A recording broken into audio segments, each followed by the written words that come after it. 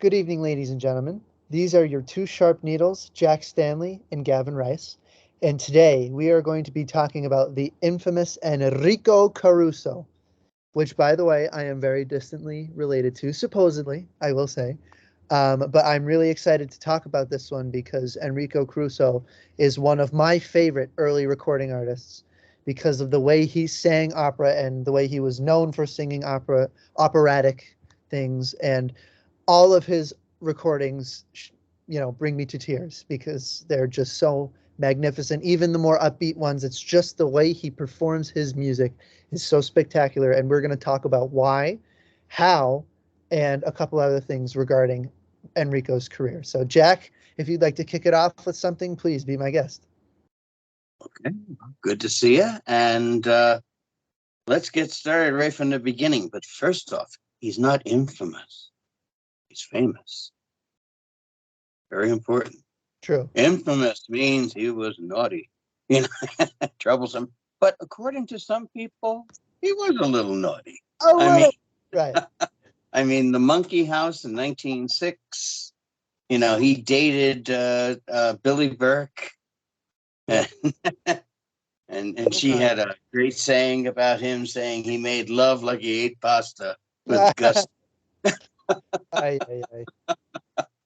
But nonetheless, Enrico Caruso, and he used to love to write letters to people saying, I feel like someone thinks I'm Robinson Crusoe because they keep calling me Caruso. It's Caruso. And it's very important. And he used to write letters saying, here I go with the Robinson Crusoe thing again. But interesting thing about this gentleman, who you might kind of say, was it the chicken or the egg when it comes to Caruso and the phonograph? Because we really have to look at the phonograph, going back to the time of Berliner and Climax and early Johnson stuff. It was still somewhat of an artistic backwater. It really didn't have a lot of A-listers, as it were. There were a few. I mean, it would be very disingenuous to say that there weren't. There were some, but very, very few. And there were some B-listers and C-listers that were doing stuff. And Caruso became quite popular in his 20s and started shaking things up, even causing the great Toscanini, the conductor, when he heard him sing at the funeral for Verdi in 1901.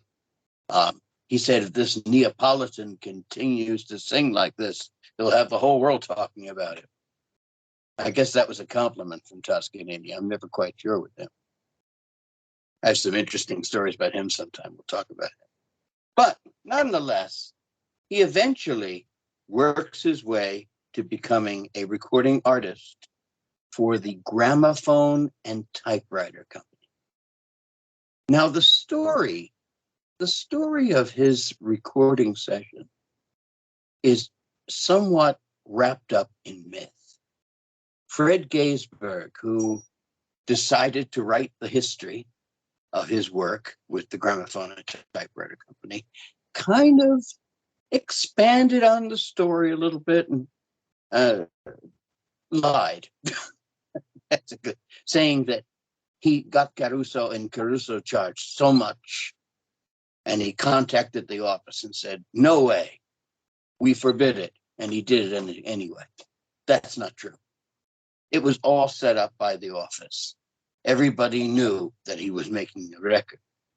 But the problem with these first recordings, he had never made a recording before. He was complete neophyte. And they went to the Hotel Milano and they did the recording on the suite, a floor above the room in which Giuseppe Verdi had died. Just a little geography there. And the thing is that they lined up the music. He would sit there and have his cigarette. He smoked quite heavily. For a singer, And everybody smoked. It's amazing. Every. Even Adelina Patti was smoking, and she was It's amazing. But the thing is that they sat him down. He came in, and they were going to make 10 records. And they did it in not the most artistic of fashions. They got the piano player, they set up the horn, they got him up to the horn, and he had no idea what he was doing. And they said, go ahead. And so he sang. On some of these recordings, he sang the wrong note. In some of these recordings, he jumped a beat. On some of these recordings, he was way, way off. But they didn't stop. They just kept going. And so this first batch of recordings are remarkable sounding. They are a very fresh, young 29-year-old tenor who was in front of the recording horn for the first time. And there was a question how well his records would do. Looking here. And I have to explain this to you. In the early days of recording, when you made a record onto the stamper, onto the matrix, the wax, and then you copied it, you had basically one stamper. They developed the system in 1902 to totally change everything. Before that time, in early 1902, you had first. This is a Caruso recording, but this is from his first session. It's also a first edition, which is very hard to find because the first editions are rather unusual. And you can see Gaisberg's writing and everything on the label and everything else. And they sold far better than they initially thought. And before long, they had to copy every one of them. And they did this whole system just to show you very much. This is a beautiful example here. It's a nice, clean, early, Fedora, which was a wonderful restaurant in New York City named for this opera, actually. But if you look right over here, I don't know if you can see it. You'll see CO. You see that CO? I don't know if you do. Might be too small. I can see it. Yeah. It says copy. CO meant copy. It said a copy of the first recordings. Many of these recordings, you'll find them. They all have, the CO on them. And once again, hard to see. It's in the dead wax. But the thing is, these recordings came out. They were very, very popular, far more popular than anybody really thought. And they had to constantly make the copies. And of course, everybody started talking about this young tenor on record. And all of a sudden, records are selling a lot better. People are talking about the technology, about hearing this wonderful fresh voice singer. And all of the old opera singers are sitting there saying, he's making money. And slowly but surely, all of the greats in Europe, you think of, like Melba and Tamagno, great names in opera, and Patti, for that instance, they slowly worked their way to performing in front of the recording horn. Of course, for Patti, she was a little old. She was like 62, 63 years old, and her prime was much earlier, but it's still interesting to hear her voice. Melba had her own conditions. Tamagno had his own conditions. They had their own special labels. It was a pain in the ass. Caruso never asked for anything. He just came out in the Red Seal record. It's interesting to think about this because he was the biggest and the most popular. And he never threw all these special conditions. And I think that's kind of interesting. Now, in 1903, as I mentioned in a previous episode, the manager of the Metropolitan Opera House heard Caruso singing on record. Now, think about that. Once again, I wanted to show you something. The recording he listened to most probably was a new Victor pressing. And here's how they worked, just to give an example of how this whole system started in the early days with Victor. This is the original gramophone and typewriter. Okay? This is from Gioconda. Okay. I don't know if you can see that. Yep, I gotcha. And then we have the 5000 series. Here's the same thing on 5000. Of course, in 6 months, the numbers all change. And here is the same thing on the 91,000 series. This is all in the space of like a year. I mean, it's interesting how these all changed around. But the system, the recordings probably that were heard by the manager, most probably was one of the 5000 series, I would imagine. Something like this. And so he heard it, and Caruso was coming to the Met. And so he came, made his debut in November of 1903. Calvin Child was not far behind. And he grabbed Caruso, made up a deal, and they started making recordings at Carnegie Hall on February the 1st, 1904. And each year they came up with a new contract. And finally, as time went on, the contracts got much more involved, saying how many recordings they were going to make, etc.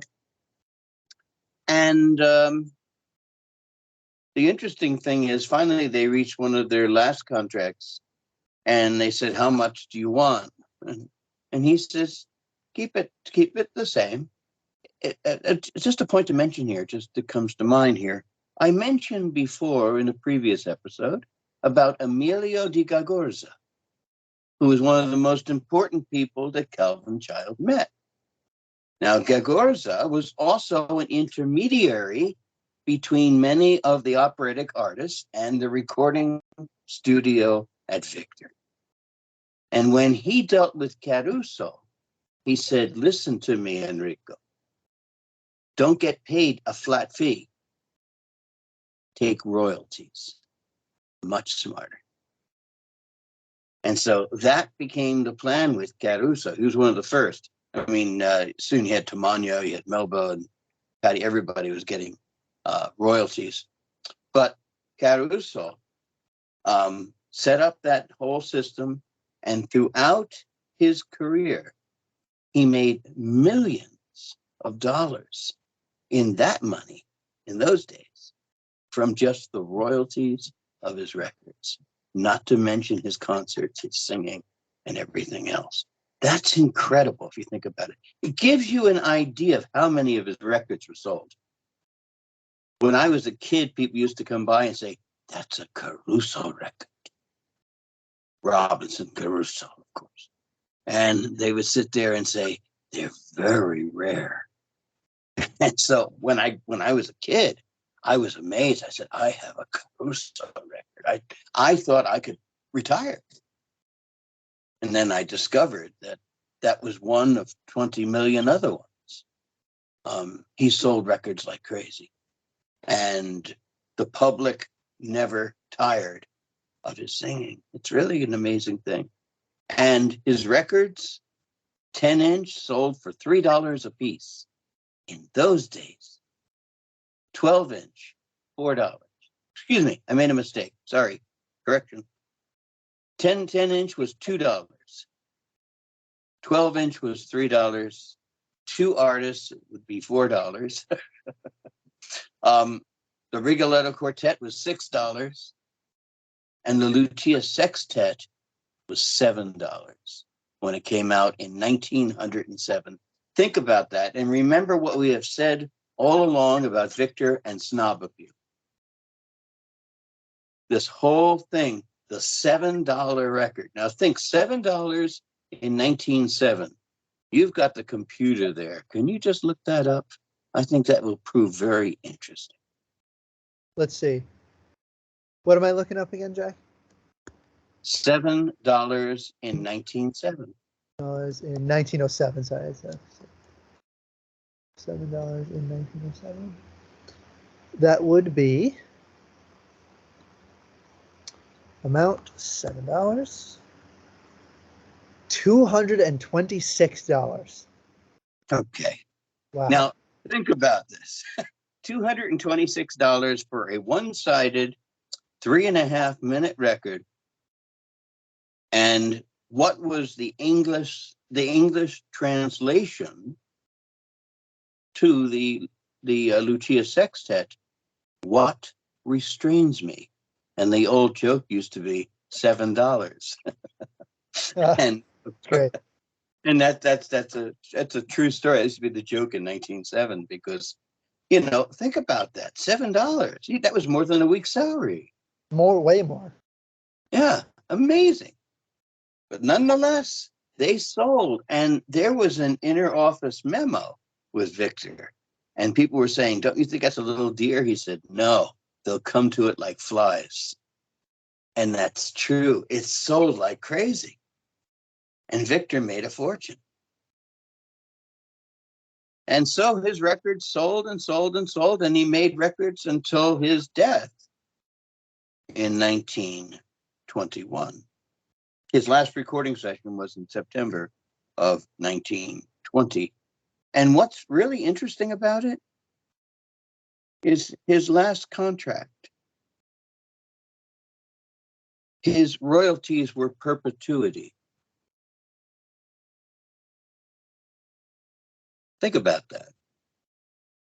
Right. Now, Caruso has been on every form of recording. He's one of the few singers in this world that in 1910, you could hear him everywhere and see him everywhere on record. And here we are in 2023. Go to the record store. Guess what? Go to the CD store, whatever I don't even know. They do sell records kind of and CDs kind of, but go to the memory stick store or whatever. Or you buy the stuff online. I'm obviously too old to understand half this stuff. Honestly, But the thing is that you can today go online and buy recordings of Caruso. It's Caruso on CD. Wow, a 2-inch Berliner or a 6-inch Berliner. Caruso on LP. There's hundreds of Caruso's LPs. There are sets of every recording he ever made for sale.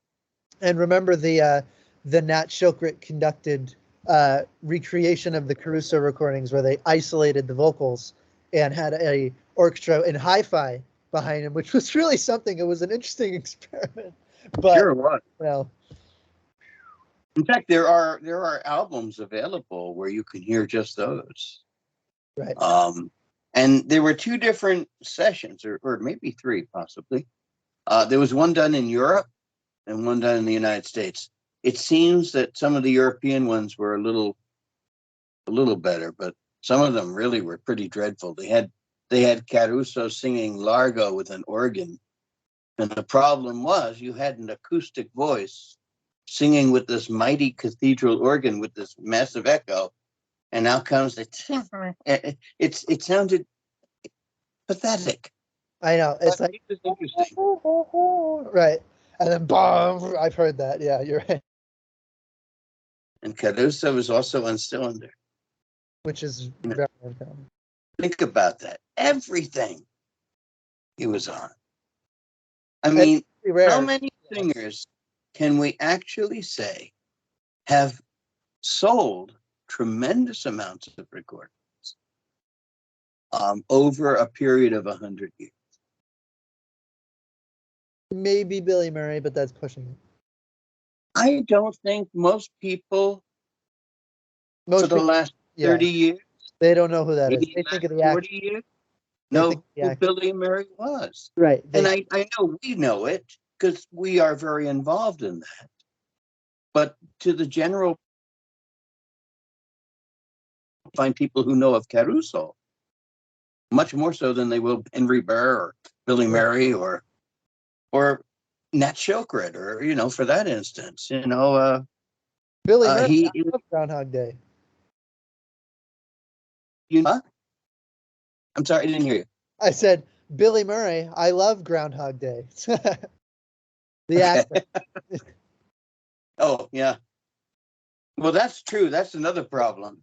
I When you know, say of course. Billy Murray, they think you're talking about Bill Murray. Yeah, Exactly. Right. Yeah.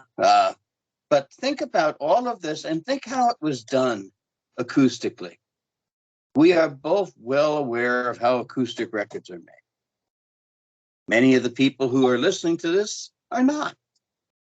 Many have never made them. But the thing is that was very important about the Caruso recordings. Every one of them, there's like 240 of them, if you think about it, somewhere right around there, give or take 10 or so.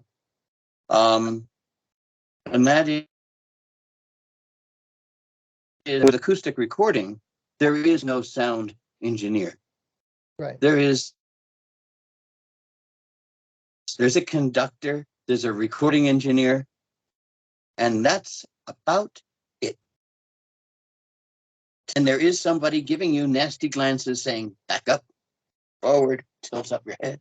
Sometimes they would even in the 19th physically push. Oh yeah, go back. And when you were going to sing a big note, you didn't face the horn, you looked up.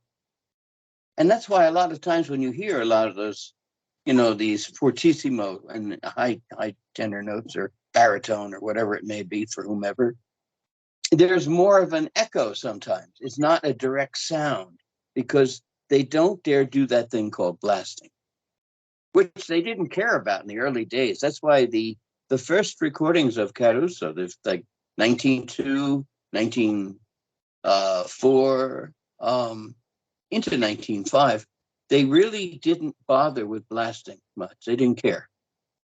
And it wasn't a major concern. And so he sang much more naturally.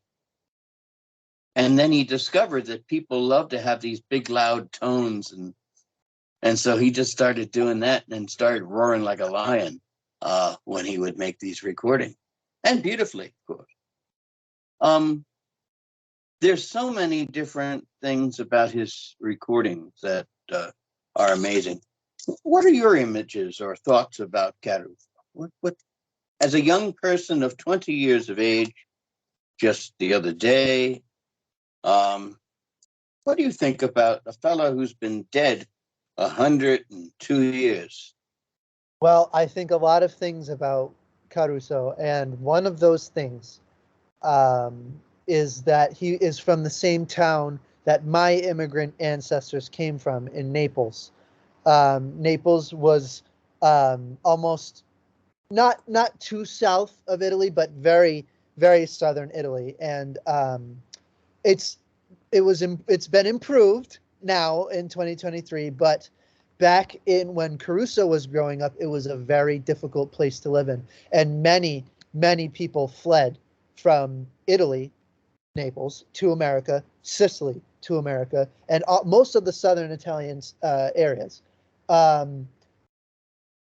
His recording of Santa Lucia, it's a little later than the gramophone and typewriter stuff. That's when he was recording with Victor.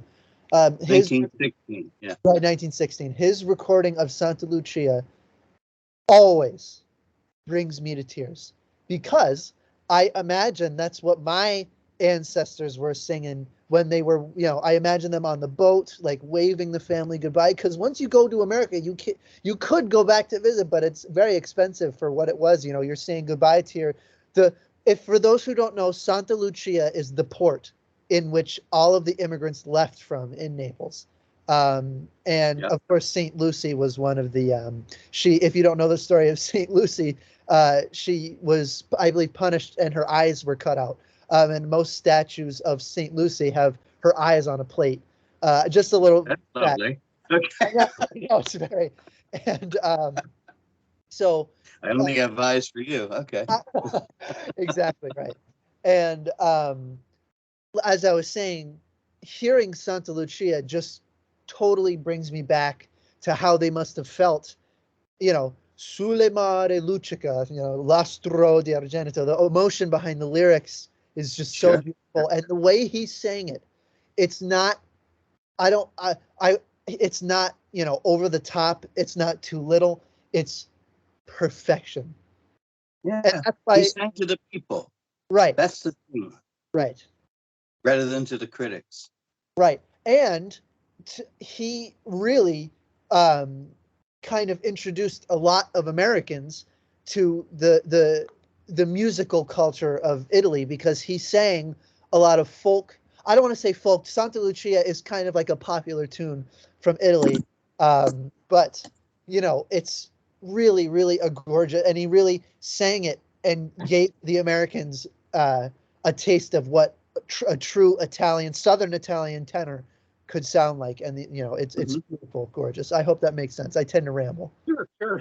It's an interesting thing is when Caruso made his debut, they didn't quite know what to make of him because they called him like a swarthy, Italian who wasn't like the polished tenor Jean Deresque, who had been the darling of the operatic set.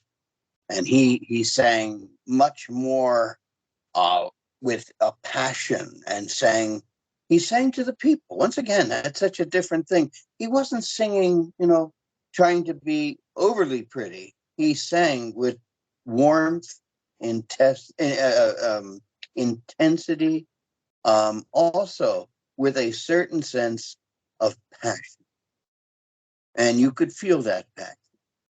And it wasn't cold and it wasn't distant. It was real. And that's the way he sang. He sang from the heart.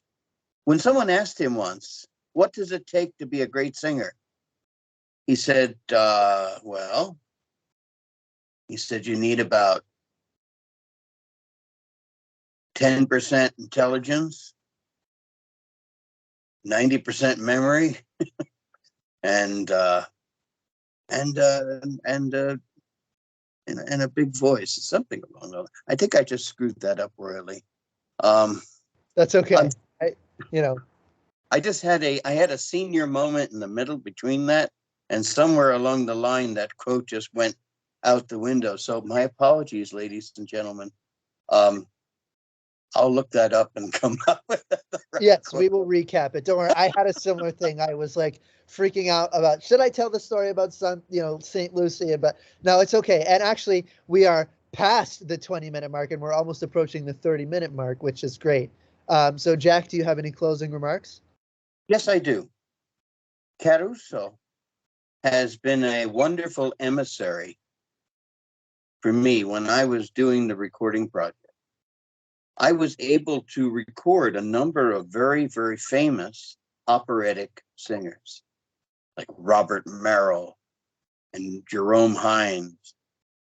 Franco Corelli, he decided he'd rather listen to Caruso. And so we used to listen to Caruso together. And he used to make comments and tell me about his singing. And he said, Caruso has a beautiful sound, a beautiful, sad sound in his voice. It comes from the heart. And whenever he would listen, I would write down all the information on the back of the one-sided things. And this is Caruso. Speaking of not singing opera, he's singing Over There by George M. Cohan. Now, I don't know if you've ever heard Caruso's recording Over There. And people like to joke with it. They call it Over There. And Over there. and and, and so he really loved it. And he was good friends with George M. Cohan. They both lived in the Knickerbocker Hotel. And he made the recording and he performed it everywhere. And the thing is that he sang popular music, he sang folk music, he sang opera, but he gave every piece of music, every ounce of his soul when he would sing. And the world was a better place because of him. And he left a legacy of art that transformed opera, transformed music, transformed the phonograph industry tremendously.